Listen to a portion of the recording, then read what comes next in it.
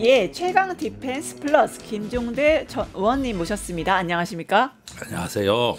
네, 한 주 동안 어떻게 보내셨어요? 예, 뭐 지난주 휴가 갔다 와서 네. 아주 푹 쉬고다 보니까 왠지 좀 뭔가 자신감이 좀 고양이 되고 네. 그 사이에 캐대언을 통해서 네. 이 고양된 어떤 그거 그게 바로 그 저 옛날에 한국 전통 백호의 문양이 이제 청호로 바뀐 거거든요. 네. 그래서 그런 걸 통해 가지고 우리 문화의 힘으로부터 자신감을 얻습니다. 네, 네. 저도 네. 의원님께 자신감 받아서 최강 플러스 가보도록 하겠습니다. 예, 좋습니다. 예. 네, 지금 평가가 굉장히 좋은 한미 정상회담 이야기부터 좀 해볼 텐데요. 예, 첫 한미 정상회담 네. 어떻게 보셨어요?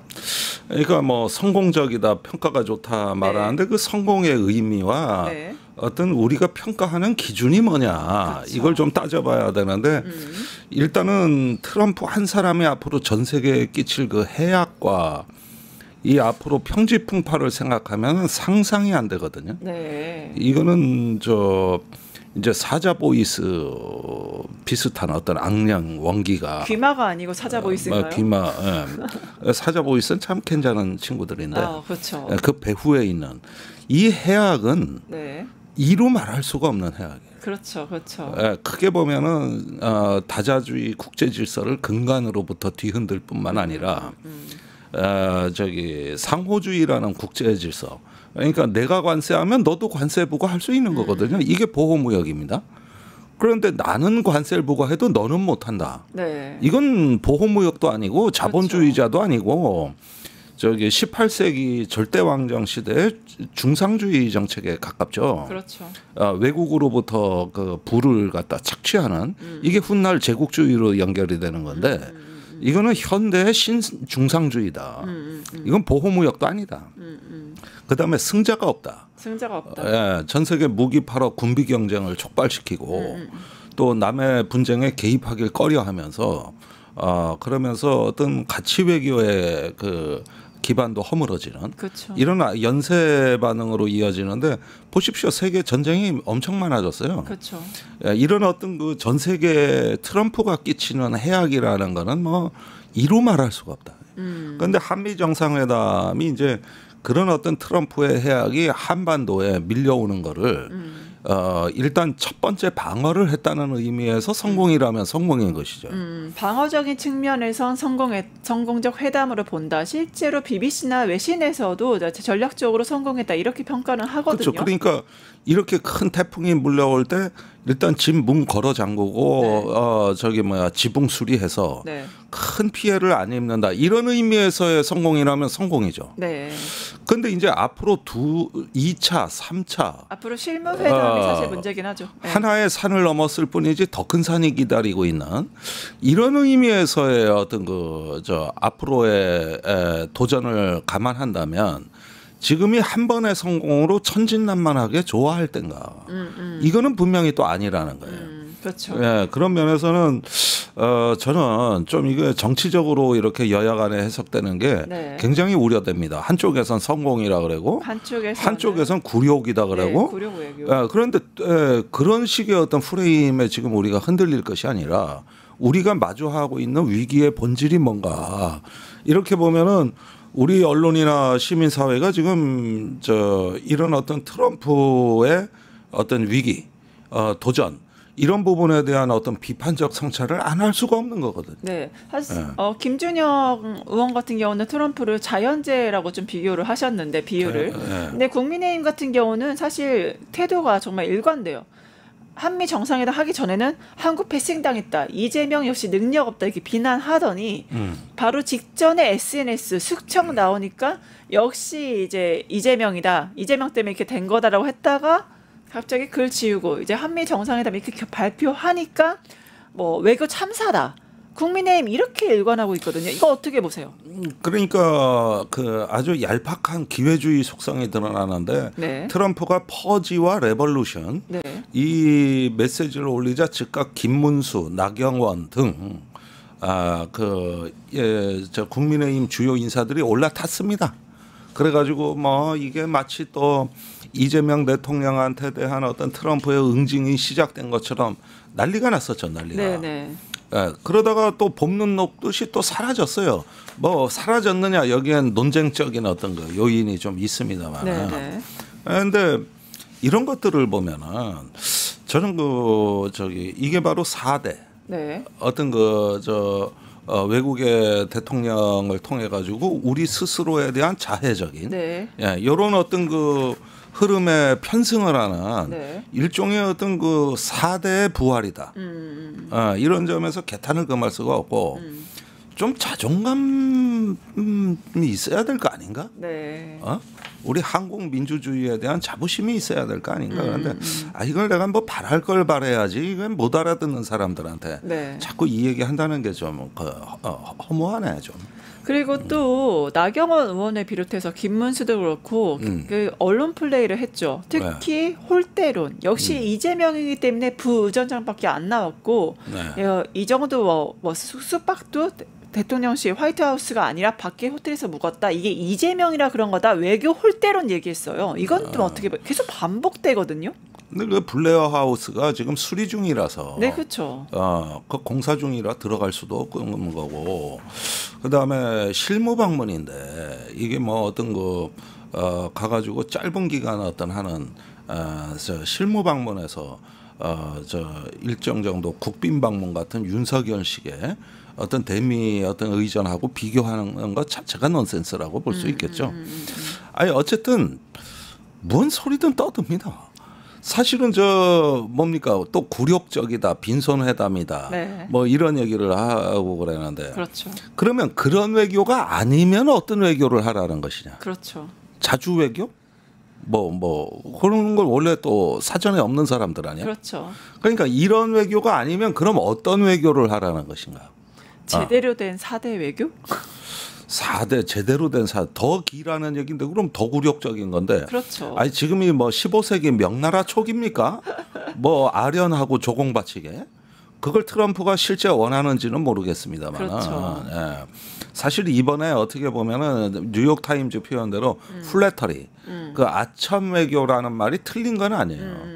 전 세계가 트럼프에 대한 아부와 아첨을 외교적 무기로 이제 활용하는 게 일반적 현상이고 유럽 정상들이 왔을 때도 플래터리라는 단어를 썼어요. 그러니까 이건 새로운 현상도 아니거든요.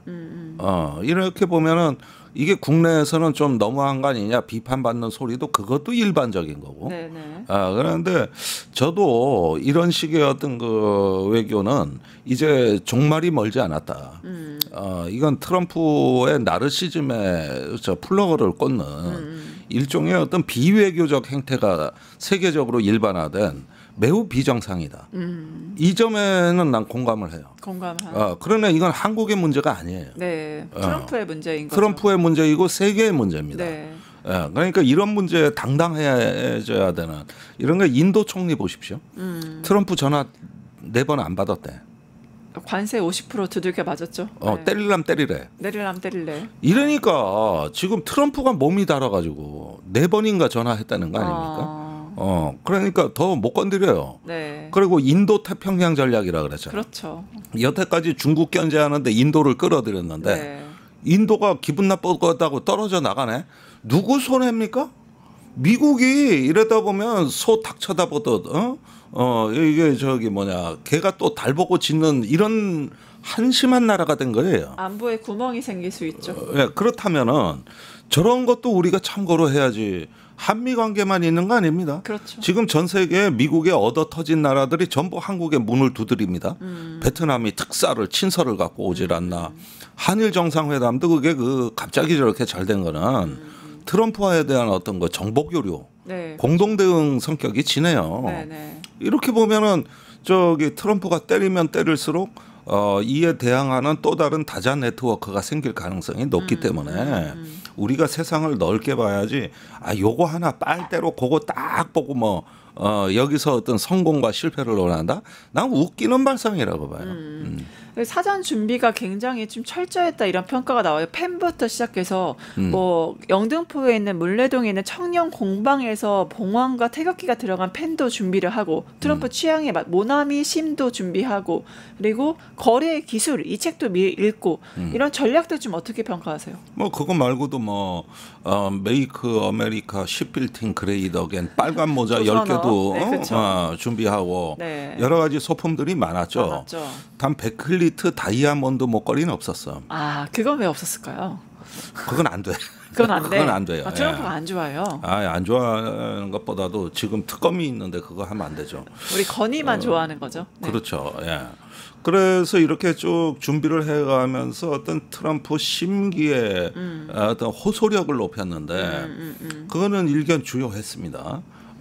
보면은 이 트럼프의 어떤 그 한껏 자기가 숭배받고 있다는 어떤 그 허세를 강화시켜주고 채워줌으로써 어떤 한국에 대한 불이익을 주지 않고 입을 틀어 막아버리는. 그래서 방위비 분담금 안 나왔지, 주한미군 유연성 안 나왔지, 알래스카 뭐 에너지 안 나왔지, 네, 이런 것들이 다 대통령 선에서 틀어 막은 거예요. 네. 이게 어떻게 된 거냐면 밑에 장관들이 자기들 라인으로 엄청나게 압력이 들어왔어요. 네. 뭐 농림부는 쌀 소고기, 그렇죠. 그다음에 국무부는 방위비 분담금, 또 뭐 저기 뭐냐 그 외에도 어떤 그 미국 무기 구매, 에너지 구매 뭐 살 거냐고 장관 라인으로 엄청나게 들어온 거거든요. 그렇죠. 예, 이래 가지고 우리가 거의 빈볼, 야구로 얘기하면 위협구를 수도 없이 맞이한 거거든요. 그렇죠. 근데 이걸 트럼프 선에서 막은 거죠. 이렇게 보면은 이거는 정상 간의 신뢰와 어떤 그 외교가 밑에 그 저 트럼프한테 일정 정도 실적을 올리고 성과를 내 가지고 그 아부를 하고 점수를 따려는 장관들의 네. 와글와글한 목소리를 일단 잠재워 놓은 거예요. 근데 이건 나중에 실무회담에서 구체화된다고 봐야 돼요. 그렇죠. 예, 이렇게 보면은 일단 정상외교 차원에서의 다른 레이어 이게 형성이 된 것은 이제 그 뭐랄까 미국의 각종 이해 집단과 각 부처를 통해서 오는 거를 네. 좀 정리해 줄 수 있는 플랫폼을 만든 거거든요. 네. 이게 성과라면 성과인 거죠. 결국에는 말씀하신 농축산물 시장 개방 그리고 논의가 좀 없었고 무엇보다 트럼프가 주한미군 부지 소유권을 또 얘기를 했잖아요. 그런 것들이 아마 실무진에서 좀 해결해야 될 숙제가 아닌가 싶긴 해요. 글쎄 그 부분도 충격적인데 네. 주한미군 땅을 아예 소유권을 뭐 등기부 등본을 달래는 거 아닙니까? 네. 그런데 이 이야기의 비현실성은 제가 뭐 일일이 논할 바도 아니지만 그 논의의 배경에 여러 가지 썰이 있습니다. 네, 뭐 전략적으로 했다. 실제 소유권이라는 요구하는 게 있어서. 그런데 저는 그거는 저기 일본하고 착각한 거다. 아, 일본은 사유지에 미군 기지가 들어가요. 네. 그럴 때 그 임대료를 일본 정부가 대신 지불해 주는 거거든요. 네. 그러면 그 임대료가 방위비 분담금에 들어가는데 네. 이게 매년 그 방위비 분담금 협상의 의제라고. 네. 그러니까 미국 입장에선 짜증이 나는 거야. 한국은 공짜로 주는데 공여라 그럽니다. 네, 공여라고 하죠. 근데 일본은 이런 거를 다 태운단 말이죠. 그래가지고 이러지 말고 그냥 공여해라. 그래서 일본에서는 나올 법한 얘기를 엉뚱하게 한국 대통령한테 한 것이 아닌가. 난 이게 착각이 있었다고 보고 실제로 주한미군도 28,500명을 자꾸 4만 명이라 그러잖아요. 이건 몇 번 수정을 해줘도 틀리거든. 근데 이것도 일본이 지금 한 5만 명 됩니다. 그러니까 이 사례하고 착각하는 거 아닌가. 그리고 한국하고 일본의 미군 숫자를 합치면 8만 명이거든. 네. 그걸 평균을 내면 4만 명이라고. 네. 그러니까 여기서 어떤 그 약간의 뭐랄까 혼동? 네, 혼동. 그래서 트럼프가 이런 어떤 것들을 무언가 그냥 대충 인식하고 비슷비슷한 거 아니야? 이런 식으로.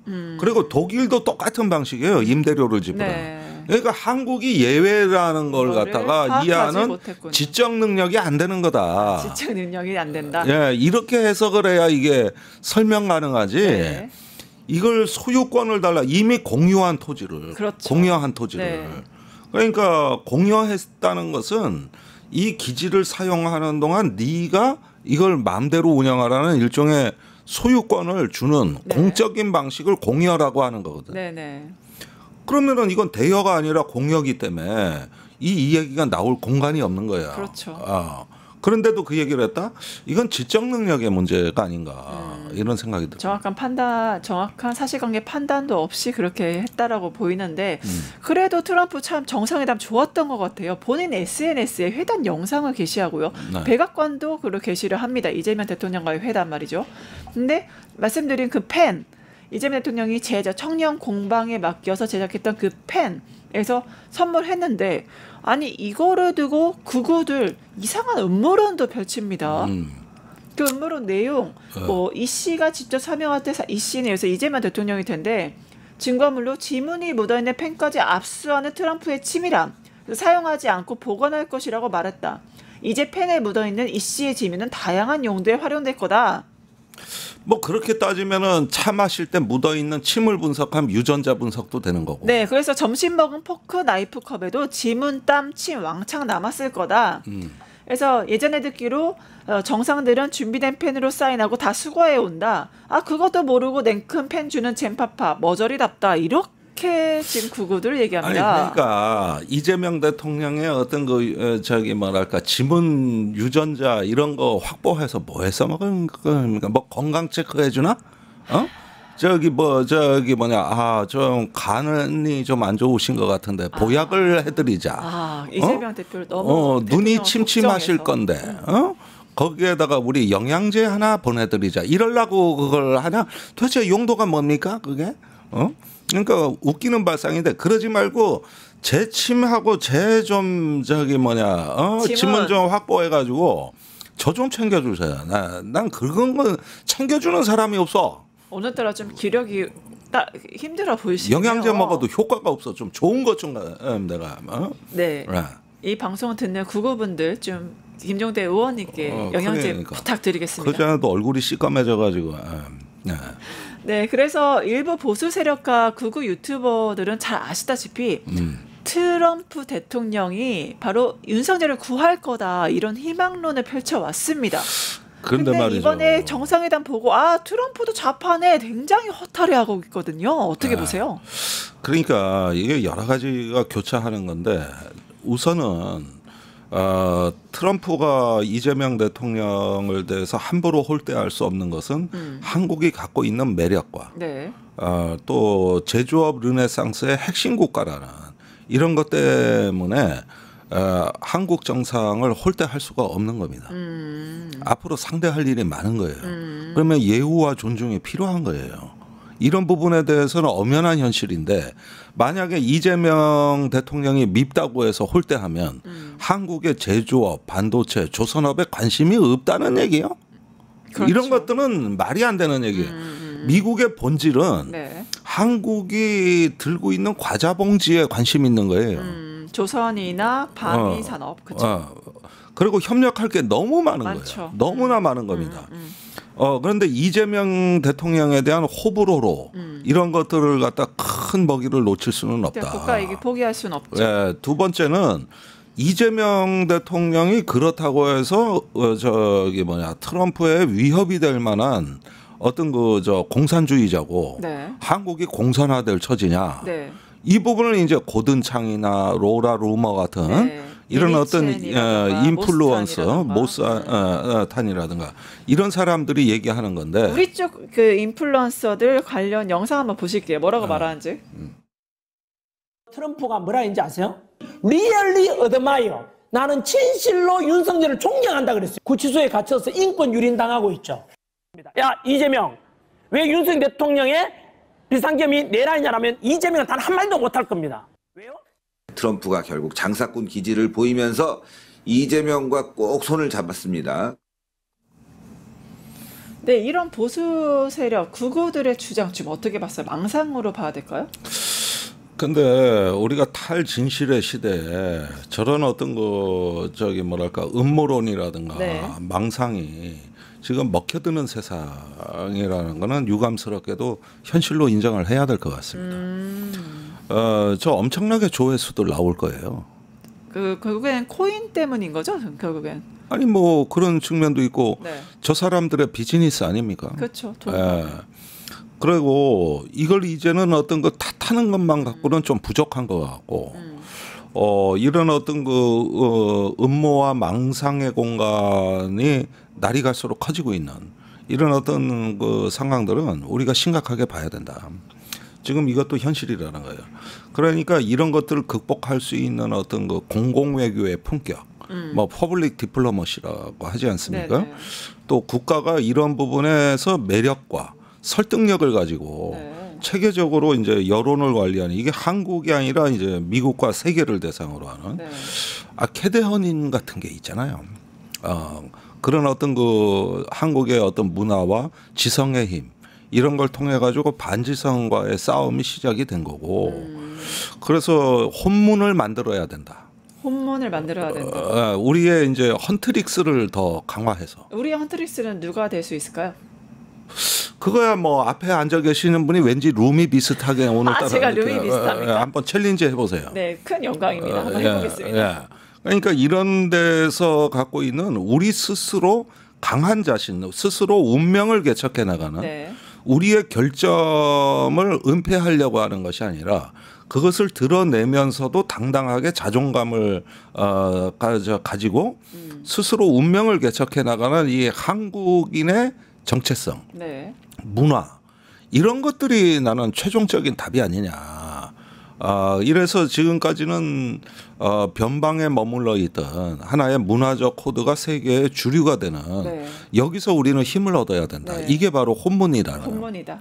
이게 혼문이라는 거예요. 같이 우리 만들어 모두가 보시죠, 혼문. 헌트릭스라고. 같이 내가 최근에 어디 그 술 먹다가 뭐 몇 명이 그 모임을 하나 만들자 그래가지고 네. 저기 그 모임 이름을 뭘로 할까? 이래가지고 제가 제안을 했어요. 김트릭스? 저 사자 보이스로 하자. 왜냐? 그래야 세상이 헌트릭스를 만들 거 아니냐. 이러고 또 남자들 꼰대들만 모였으니까. 네. 그렇게 한번 역설적인 어떤 저 제안도 했습니다마는 네. 이 부분에 대해서 저는 엄청난 감동과 힘을 느끼거든요. 그러니까 무슨 얘기냐면은 저기 탄핵에서 그 저기 뭐랄까 빛의 혁명이 완결될 때 국회와 헌법재판소 앞에서의 그 무수한 불빛들, 네. 그 빛의 혁명. 거기에 유스토마토도 함께했습니다. 예. 그 참 눈발이 날리고 유달리 추웠던 네. 살을 내는 듯한 추위 속에서 세상을 밝히는 그 빛이 그게 바로 헌트릭스다. 네. 그러니까 결국은 그 신명과 어떤 빛의 어떤 물결 속에서 우리가 대한민국 민주주의를 회복한 나라인데 네, 스스로. 이런 나라는 아시아에 대한민국 온리원 하나밖에 없다는 거예요. 네. 그건 필요 그러니까 없이 여기서 민주주의. 최근에는 국민들의 자존감이 확 높아져 있거든요. 그렇죠. 네. 그러니까 여기에 도전하지 마라. 여기에 도전하지 마요. 이미 혼문이 열렸다. 그랬는데 이 바탕 위에서 이재명 정부가 저는 이렇게 어떤 그 당면한 문제 외교적 도전을 해결해 나가면서 이제 하반기에 어떤 국가 대전환의 비전을 이제 내놔야 되십니다. 그러니까 어떤 문제를 해결하고 위기를 관리하는 어떤 정부를 넘어서 네. 사회 대전환의 비전을 내놓으면 그 높은 자존감 위에서 개혁으로 나가는 이런 어떤 국정 비전이 이제는 필요한 때가 된 거 아닌가. 이게 바로 캐대헌의 정치라는 거예요. 네. 캐대헌의 정치 기대해 보는데 이게 캐대헌의 정치를 방해하는 귀마가 나타났습니다. 바로 트럼프의 숙청, 혁명 여기에는 한미 극우 세력이 좀 있다, 커넥션이 있다 이런 의혹이 있는데 어떻게 보세요? 그런데 이 극우의 어떤 그 전 세계적인 네트워크화, 네. 국제화 현상은 이게 한미, 유럽까지 연결돼 있거든요. 일본도 최근에 자민당이 극우화되고 있어요. 미국 공화당은 말할 것도 없죠. 그런데 네. 이 부분에서 우리가 유심히 봐야 될 건 이렇습니다. 2차 대전 때 이 전체주의 파시스트 운동이 독일, 이탈리아에만 있었던 게 아니에요. 스웨덴, 노르웨이도 아주 셌습니다. 네. 근데 스웨덴, 노르웨이는 나치화가 안 됐어요. 네. 오히려 연합군 편에 또는 그렇죠. 중립이었다고. 그렇죠. 그런데 왜 이탈리아, 독일은 나치화가 됐는데 네. 스웨덴, 독일은 안 됐느냐? 왜 그럴까요? 그것은 그 정치인들의 태도에 달린 겁니다. 아하. 그 이탈리아나 독일은 정치인들이 나치화가 됐는데 스웨덴 같은 노르웨이 같은 나라들은 정치인들이 서로 합의를 해서 저 극우 세력과 거리두기를 한 거예요. 요게 달라요. 그런데 지금 우리 한미 극우화의 문제의 심각성은 네. 정치인이 올라탔다는 거예요. 네. 여기서부터 문제가 시작되는 거예요. 극우 유튜버가 있고 뭐 한미 간에 종교, 기독교, 복음주의, 통일교 이런 것들은 제가 보기에는 이제 하나로 융합된 세력입니다. 그렇군요. 그리고 각국의 정치를 초토화합니다. 통일교 일본에서 어떻게 됐습니까? 기시다 내각을 붕괴시키고 아베 총리가 암살되고 그렇죠. 정치의 대격변을 초래해가지고 통일교 종교법인 해산 명령이 떨어졌어요.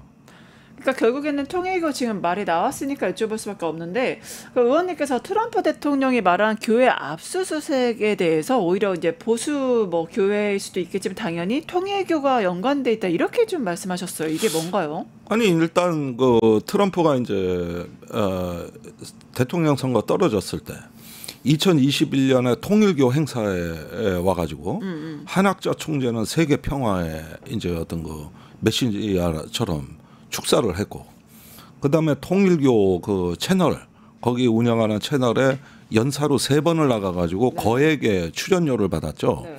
그리고 여기에 나가는 어떤 그 인사들이 일기 트럼프 때 펜스 부통령을 비롯해 국무장관, 국방장관이 다 나갔어요. 네.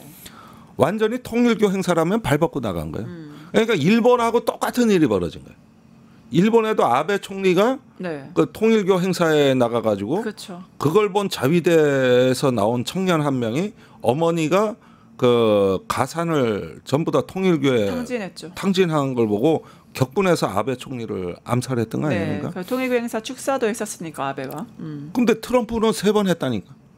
거기에다가 펜스 부통령, 국방장관, 국무장관이 다 갔다니까. 그러면 통일교 자금이나 영향력이 미국 정치권에도 영향을 미치나요? 2021년 9월에 있었던 일입니다.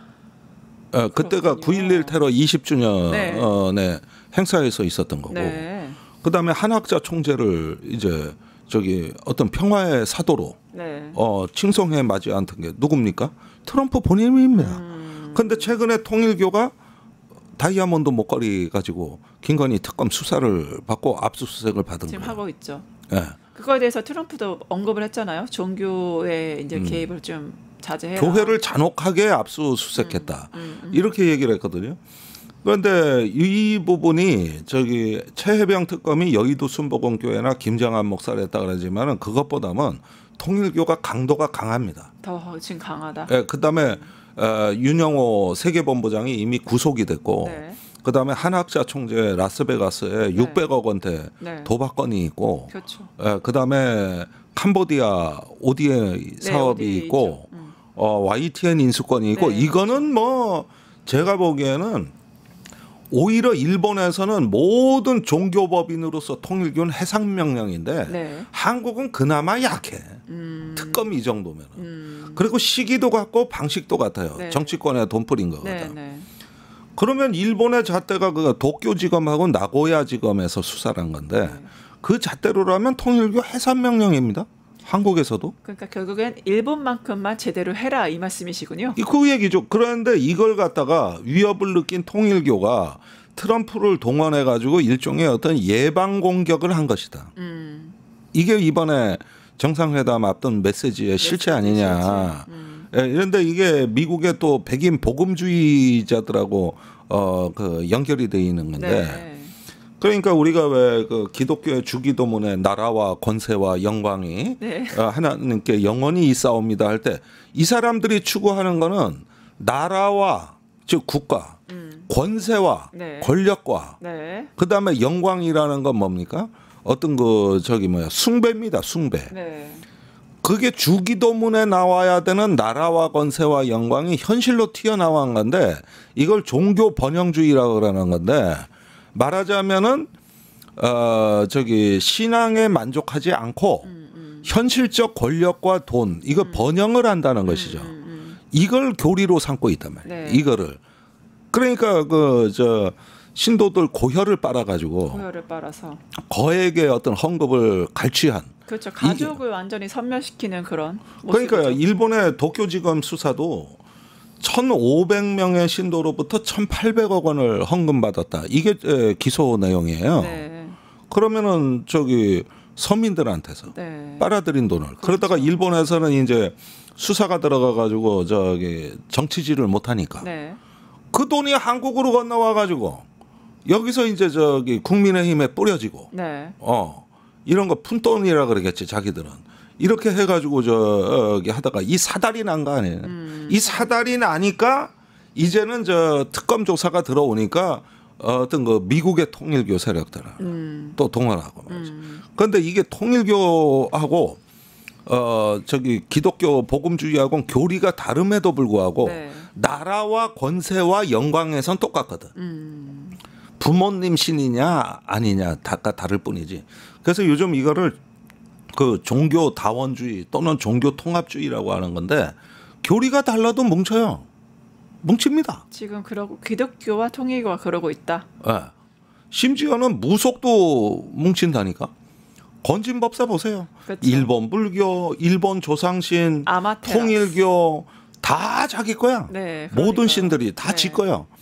이렇게 그 확 열어젖히는 이런 어떤 그 저 해괴망측한 건데 이게 막스 베버가 그 프로테스탄티즘과 자본주의 윤리에서 썼던 어떤 그 근대 위기라는 경고에서 일찌감치 영혼 없는 껍데기들의 세계가 될 거다. 네, 네. 이 근대 위기를 말했던 게 지금 현대 위기로 부활을 하는 거고 아담 스미스가 도덕 감정론에서 모든 사회가 전문화되고 기술화되고 분업화됨에 따라서 인간의 정신이 분절이 되면 그때 사이비 종교와 어떤 그 종말론적 선동가들이 사람들을 장악하게 될 것이다. 네.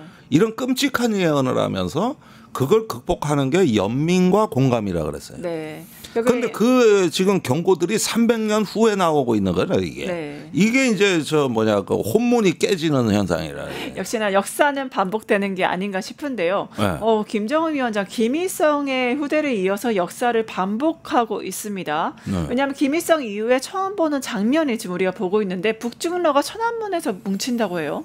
이건 어떻게 보셨어요? 그러니까 이제 그 천안문에 과거에 박근혜 대통령이 갔었던 전승절 행사가 이제 새로운 그 진영의 결속을 상징하는 국제 정치의 현장으로 부각이 되고 있습니다. 그 중에서 가장 그 눈에 띄는 대목은 김정은 위원장이 이번 전승절 행사에 간다. 나타난 거죠. 그렇죠. 그러면 북중러가 나란히 서는 거죠. 그렇죠. 이런 장면을 우리가 처음 보는 거고. 네. 김정은 위원장이 다자 외교 현장에 가는 것도 이게 처음이다. 네, 다자 외교 첫 데뷔죠. 그렇게 보면은 저기 그 김정은 위원장이 그 동안에는 어떤 은둔 내지는 어떤 그 이렇게 자기들의 어떤 그 틀을 벗고 어떤 다자 외교 속에서 이제 본격적인 진영 외교를 준비한다. 네. 그래서 북러 결속을 성과로 해서 중국에 접근한다. 이런 면에서는 상당히 눈에 띄는 대목이라고 하지 않을 수가 없습니다. 그런데 이 역시도 미중 간의 어떤 그 저기 전략 경쟁이 초래한 어떤 부산물이란 말이에요.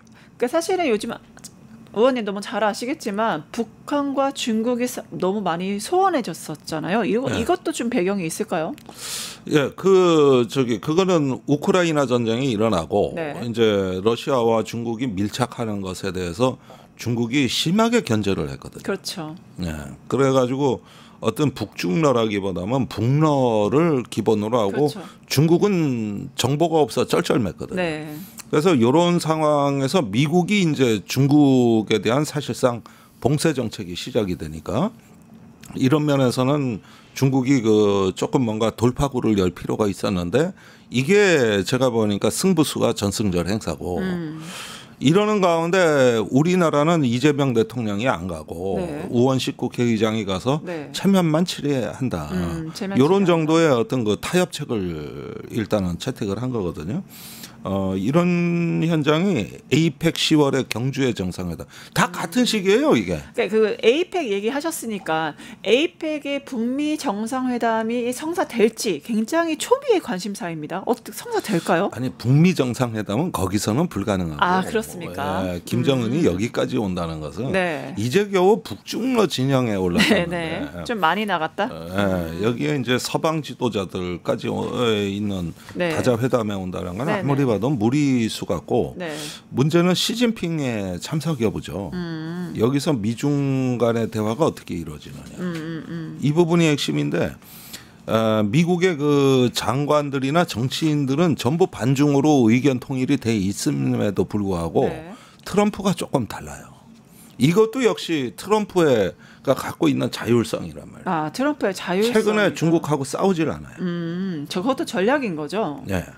보면은 관세 협상도 계속 휴전, 연기 네. 이렇게 될 뿐만 아니라 시진핑에 대해 칭찬하고 네. 그다음에 대만 해협 위기를 국무부 국방부가 계속 얘기하는데 그렇죠. 트럼프가 그 말을 안 하면서 거꾸로 피하면서. 시진핑이 나한테 약속했다. 네. 자기 재임 기간 대만 안 들어가겠다. 네.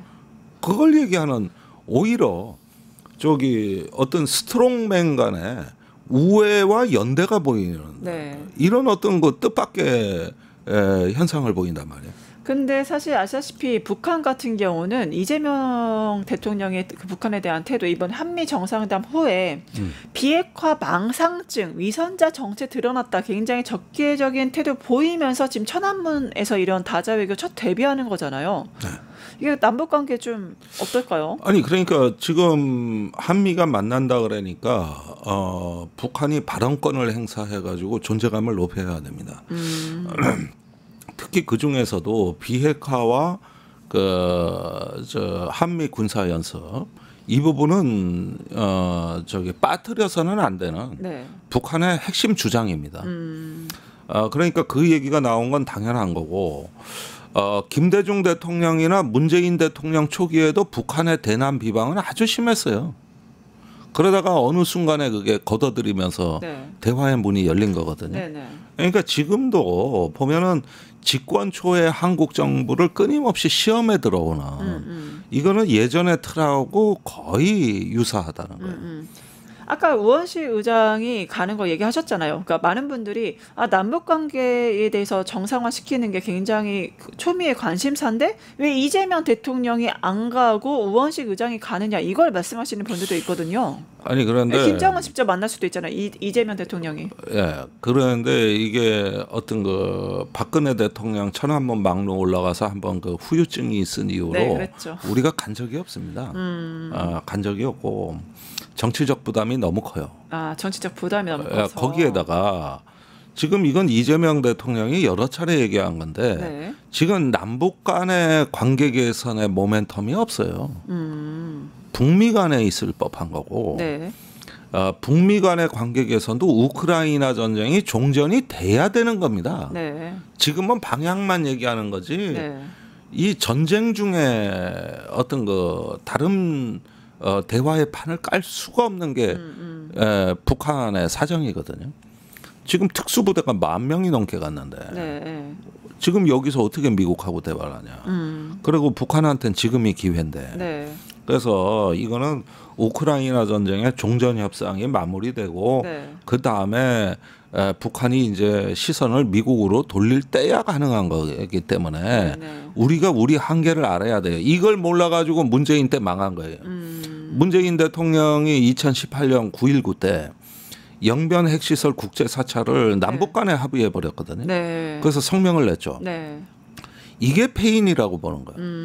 그러니까 영변의 핵시설 사찰은 어차피 한국이 할 수 있는 게 아니죠. 그러면 미국에 양보를 해서 트럼프 대통령 몫으로 양보를 했었어야 되는데 네. 이걸 문재인 대통령이 발표를 해버리니까 그게 이 언필칭 한반도 운전자론이거든요. 그것 때문일까요? 이재명 대통령이 이번에 정상회담 내용을 보면 사실 정상회담 그 내용의 반절, 대화의 반절이 한반도 평화랑 북한 얘기였어요. 그러면 이거를 북한이 이미 전승절 참여할 거 알고서 이렇게 한미 정상회담에 이렇게 얘기한 걸까요? 그러니까 2주 전부터 우리가 알고 있었다 하는 거는 네. 이번 정상회담 때 알고 있었다는 이야기가 되는 것이죠. 네. 그런데 이 피스메이커냐 페이스메이커냐 네, 그 얘기 하는 나왔죠. 그거 아주 뭐 절묘한 얘기지만 네.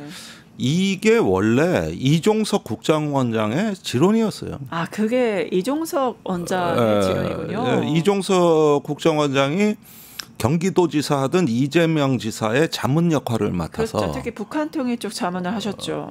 그때 문재인 정부의 대북 정책에 상당히 비판적인 입장을 보였는데 그게 네.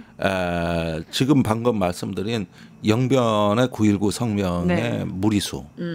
그러면서 하노이 회담이 결렬되는 과정에서 한국 정부의 과욕. 네. 요것이 화를 불러온 거 일으켰다. 아니냐. 그렇게 보면은 지금은 그럴 필요가 없다는 쪽으로 자연스럽게 결론이 나오는데 무리하지 말자. 그게 바로 페이스메이커입니다. 페이스메이커. 예, 트럼프 대통령이 하시라. 이렇게 서포트하겠다. 해주는. 예.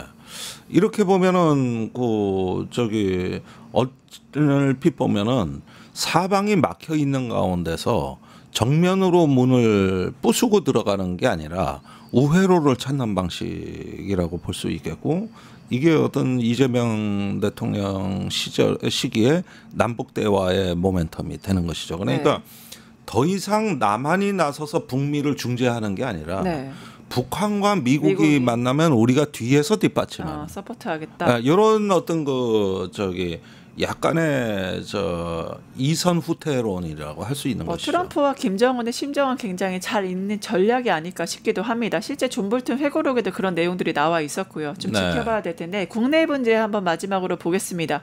조국 대표 이야기입니다. 그래서 조국 전 대표가 호남 방문하고 광폭 행보, 김대중 대통령 무역 참배, 호남 방문. 그러니까 여기에 대해서 민주당은 좀 자숙해라 했더니 제가 길 가겠다. 이러한 태도들을 보이고 있어. 좀 이런 행보 어떻게 보십니까? 아니 그러니까 지금 민주당하고 조국 혁신당 간에 때 아닌 갈등이 그러니까요. 조국 그게 지금 대통령 지지율이 계속 떨어지고 있거든요. 네. 그러면 민주당 생각은 뭐냐 하면은 이런 희생을 감수하고 사면을 해줬으면 이제는 조금 협조적인 모습 좀 보여주지. 우리가 지금 빠져나간 지지율이 얼마냐 이게. 그런데 조국 대표는 딴 얘기를 하는 것이죠. 그러니까 제가 이래서 광복절 특사를 반대한 거예요.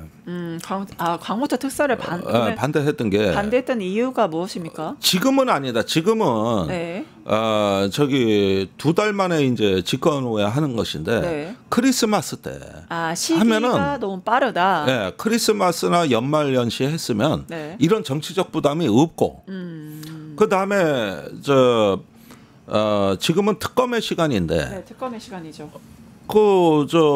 국민의힘 의원들 압수수색하고 검찰 개혁하고 이런 것들이 계속되는데 9월까지.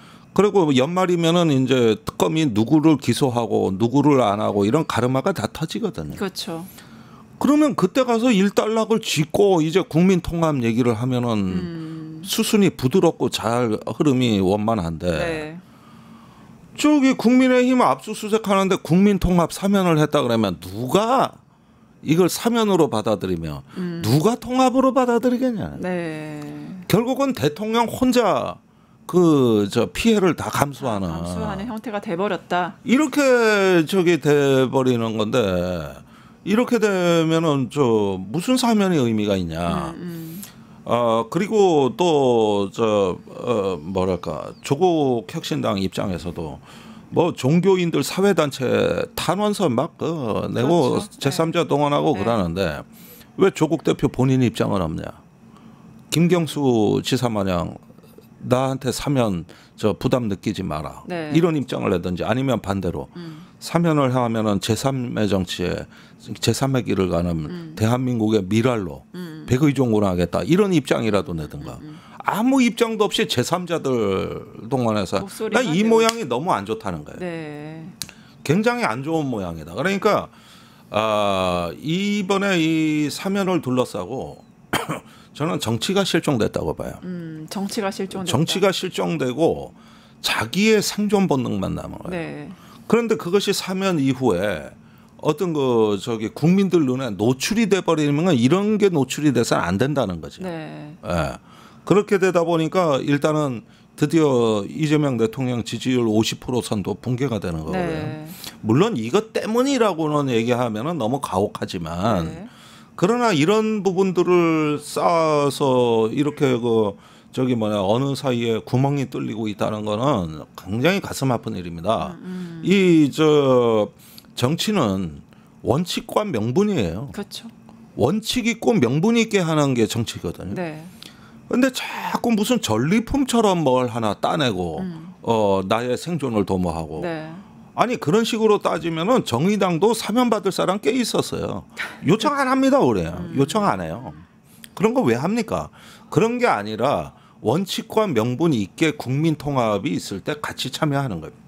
그래서 이런 부분들에 대해서는 심히 걱정스럽다. 네. 아. 예, 걱정스러운 건 박지원 의원도 그런 것 같습니다. 심상정의 길 가지 마라고 했는데 아마 이러한 지점들이 여러 정말 정치의 아니 그런데 난 웃기는 게 조국 전 대표가 이제 나와가지고 우리는 정의당의 길을 가지 않겠다. 연합 정치를 하겠다 이랬는데 네. 민주당은 네가 지금 정의당의 길을 가고 있는 거야. 이렇게 받아들인다는 거지. 난 웃기는 상황이 벌어졌다고 봐. 네. 이런 대화가 심심한 위로를 좀 전달드리겠습니다. 예, 그 심심한 그러고 보니까 심상정 심시네. 네. 예, 그러니까 이렇게 엇나가는 소통. 그러니까 이거는 제가 보기에는 왜 이런 현상이 벌어지냐 하면은 어떤 정치적 비전과 소명이 부족하기 때문에요. 네. 그런 가운데서 우리가 왜 정치를 시작했는가에 네. 대한 자기 성찰이 좀 필요하다고 보고 네. 이래야지 이거 말입니다. 나중에 제가 민주당 재선 3선 의원들한테 듣는 얘기지만은 벌써부터 조국 대표가 제2의 심상정이 될까봐 네. 전전긍긍한다. 이런 이야기를 듣고 있어요. 네. 그런데 우리가 사회 대전환을 하고 개혁을 하는데 힘을 합쳐도 모자랄 판에 이런 식의 어떤 계산법이 나왔다는 것은 지난날의 어떤 민주진보 진영이 뼈아픈 패배와 그 굴욕을 당한 핵심 원인이었는데 이 문제를 정치 개혁으로 해소를 해야 되는데 여전히 영토 분쟁으로 이걸 바라보고 있다는 거. 네. 이런 면에서 참 정치 개혁이 요원하구나. 이런 생각을 하지 않을 수가 없는 거예요. 네, 결국엔 정치가 실종됐고 영토 분쟁을 하고 있고 정치 개혁이 필요하다. 정말 귀한 말씀 주셨습니다. 혈강 디펜스 김종대 의원님과 함께했습니다. 감사합니다. 네, 고맙습니다.